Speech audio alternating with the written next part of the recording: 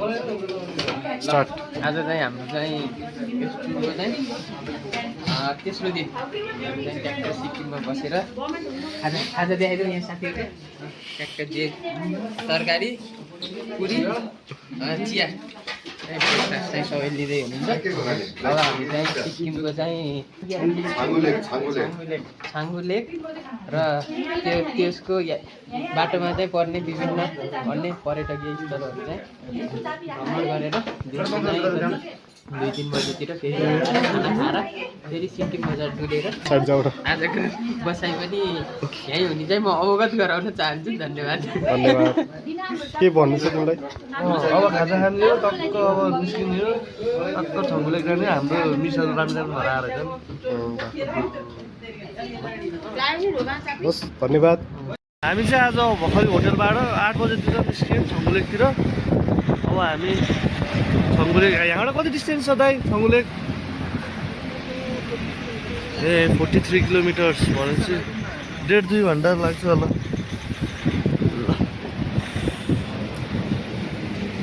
आज हाम्रो गाइड चाहिँ सर हुनुहुन्छ यहाँ। गाइड चाहिँ मेन गाइड चाहिँ आउँदै हुनुहुन्छ।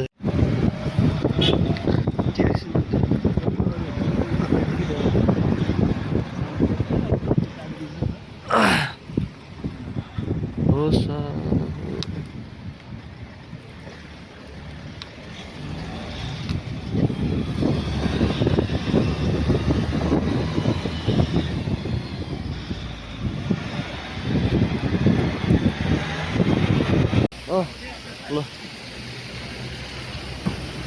यो धराको नाम के अरे? हल्का सानो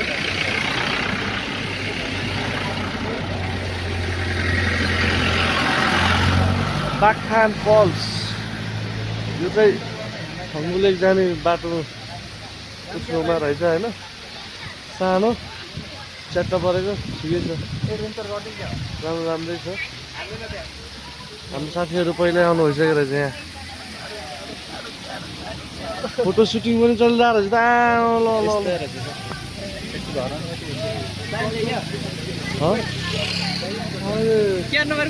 फोटो हानिदिन्छ एउटा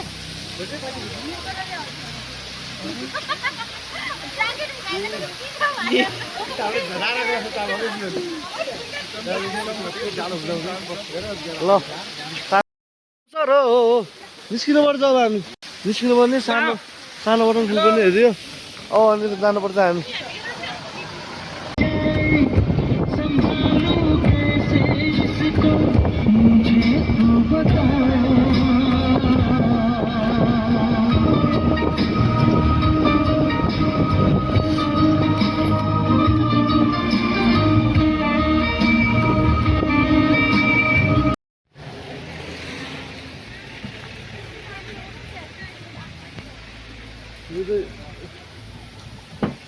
सब छङ्गु जाने बाटोको सब पोइन्टहरू है, सानो सानो पोइन्टहरू राम्रो राम्रो।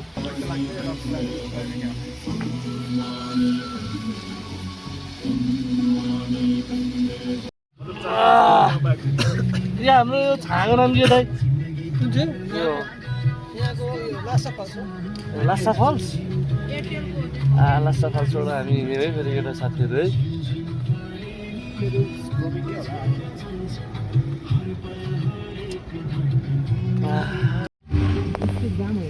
दाइ हाम्रो पर्मिट बन्यो? ल ठिक छ। अब हामी डाइरेक्ट जाने हो।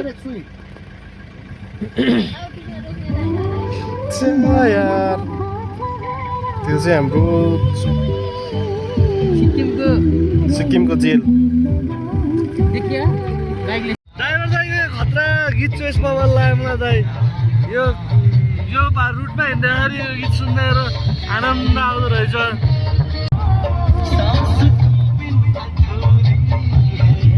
सास तुम बिन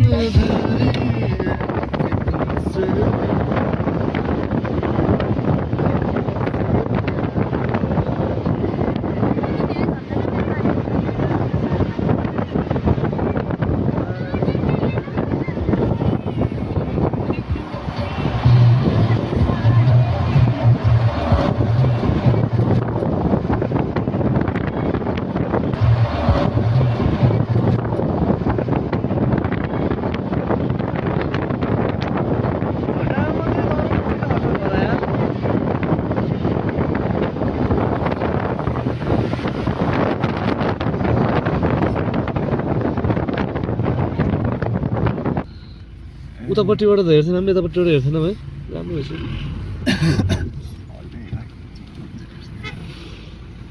त्यसै नै पाउनु भने याद अहिले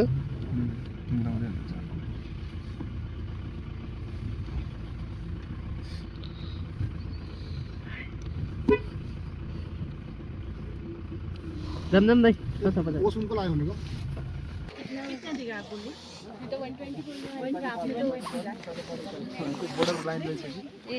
त्यही होला हैन हेर न चस्मा लगाइस् त फेरि यता होइन कि आन्टी आयो एक्सक्युज मी आन्टी थोरै छोडिदिनु न थोरै छोडिदिनु न यसो हिन्दी थोरै छोडिदिनु न उता हात यस्तो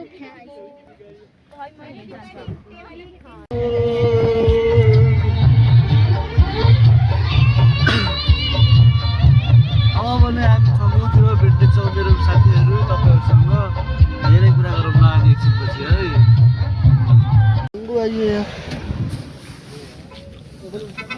कसरी यसरी नै आउने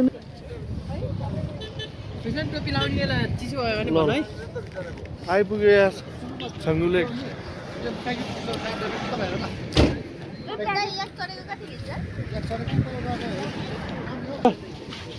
फेरि आर्टिफिसियल रहेछ हो र त्यस्तो होइन होला थोरै ल यसो यता गर त ल अहिले चाहिँ हामी चाहिँ यो के अरे लेकको नाम चाहिँ छङ्गु लेक छङ्गु छ्याङ्गु लेकमा चाहिँ 35 कि 37 मिटरको हाइटको चाहिँ छ्याङ्गु लेकमा चाहिँ आज हाम्रो भ्रमणको कति दिन तेस्रो दिन आइपुगेका छौँ अब हामी चाहिँ यहाँ चाहिँ यो छ्याङ्गु लेक हेर्छौँ अनि यहाँ चाहिँ हामी अब घुमेर रमाइलो गरेर साडी लाउनु साथीहरूमा साडी लाउनु भयो ड्रेस लाउने ड्रेस लाउनु भयो याक्न चल्ने लाउनु भयो ल अब भने हामी छङ्गु लेकको राउन्ड लाउनेछौँ घुम्दै फिर्दै अवस्था यस्तो छ अलिकति छङ्गु लेकको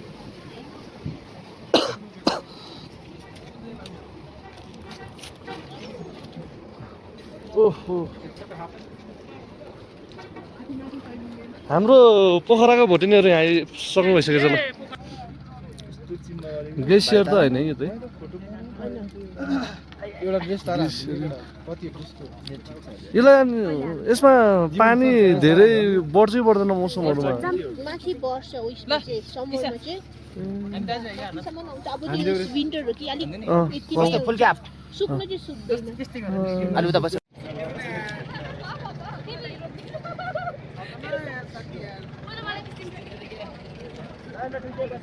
ओ मेरो मित्रहरू के फोटोसुट भएन भनेको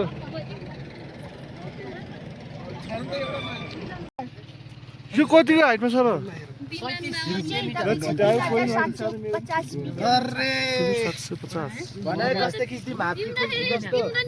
उनै हो यत्रो हाइटमा बिना केही रिसोर्सेस बिना यत्रो पानी आएको त केही चमत्कार बस्ने जग्गा अरे नि त कि भन्छ यो कि यहाँ चाहिँ मतलब बस्ती एउटा गाउँमै सानो गाउँमै थियो अरे नि त यता एकजना बोजू थियो अरे हो ऊ चाहिँ मेडिटेसनहरू गरिबस्ने मान्छे अरे नि त अन्त उहाँले चाहिँ अब सपनामा देख्नु भयो अरे कि अब यहाँ चाहिँ लेक आउँछ हामी हटिनुपर्छ भन्दा चाहिँ अरू साथीलाई भन्दा चाहिँ कसले पनि पत्याएन अरे न अनि उसले आफ्नो याकहरू लिएर निस्क्यो अन्त भोलि बिहान यस्तो हेर्दा चाहिँ यहाँ चाहिँ डुबाउ भएको थियो अरे न अन्त थुप्रोवटा याकहरू मरेको छ भन्छ नि त्यस्तै छ कथा चाहिँ त्यही भएर चाहिँ हामीले पूजा गर्छ यो लेक चाहिँ अब बुद्धिज्मले चाहिँ पुरै मान्छ ए बुद्धिज्महरूले यहाँ वर्षमा त पूजा भइरहेको छ है यो चाहिँ बुद्ध गुरु पूर्णिमा छ नि त्यो टाइममा चाहिँ पुरा पूजा गर्छ यता सबै आर्मी क्याम्प हो यिनीहरू चाहिँ ए माथिको यो हरियो चाहिँ सबै आर्मी क्याम्प हो माथि 18 किलोमिटरमा चाहिँ चाइना बोर्डर पुग्छ 18 किलोमिटर त्यही भएर चाहिँ फरेनर्सलाई चाहिँ तपाईँहरूलाई यहीँसम्म मात्रै राख्छ उकालो जानु दिँदैन नि त गुड मर्निङ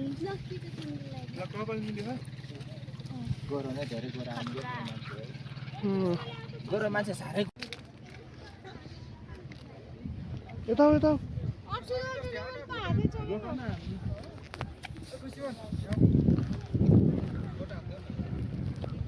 तिनीहरूलाई बोलाउ त किनलाई बोलाउँछ हाम्रो त यहीँ रेस्ट्रिक्ट एरिया भनेर त्यहाँ यताबाट कुरा गरेर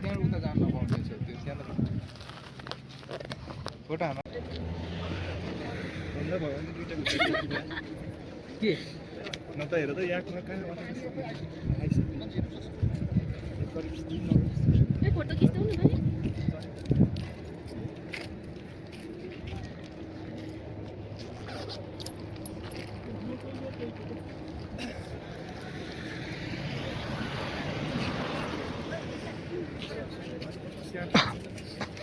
एकदम चिसो रहेछ यार यस्तो घाममा नि यस्तो चिसो भयो सुरु हावा है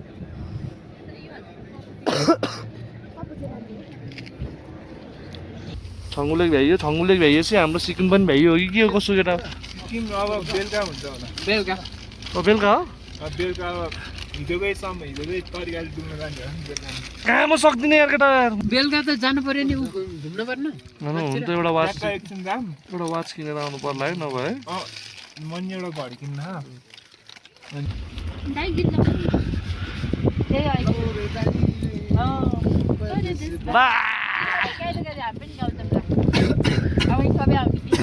हाम्रो दाइहरू त क्या मजाको हुँदो रहेछ तर सबैजना है पहिले भाइले घुम्न जाँदा पो त कुन गाडीमा सुत्यो हिजो रक्सी खाएको थियो कि कति राख्छ नि भएन के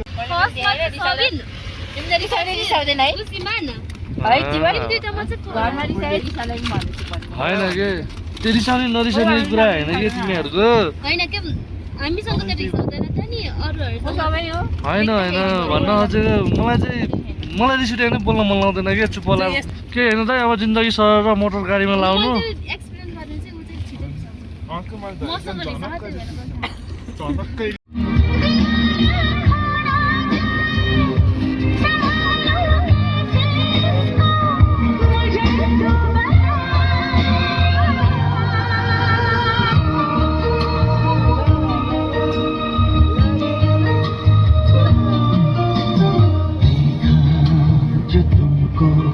कस्तो लोत्राङ लुतुङ भएको त नि तिमीहरू यहीँसम्म अरे देवी निस्कियो सक्यो भिन्जी यहाँबाट पैदल हो रे के वान वे होला नि हुन्छ अरे अनि हाम्रो चाहिँ ग्रुपै ग्रुप भएको हुनाले हामी चाहिँ हिँड्दै जाने यहाँबाट 15 मिनट टाढा छ हाम्रो बस स्थान ल तपाईँ आउनुहुन्न म अर्को गाडी पनि ल्याउनु पर्छ नि त ए ल बिस्तारै लाग्दा हुन्छ भने चाहिँ हामी राजा हिँडेको बाटो हो र यो राजा हिँडेको बाटो हो र राजा रानी नमक राजा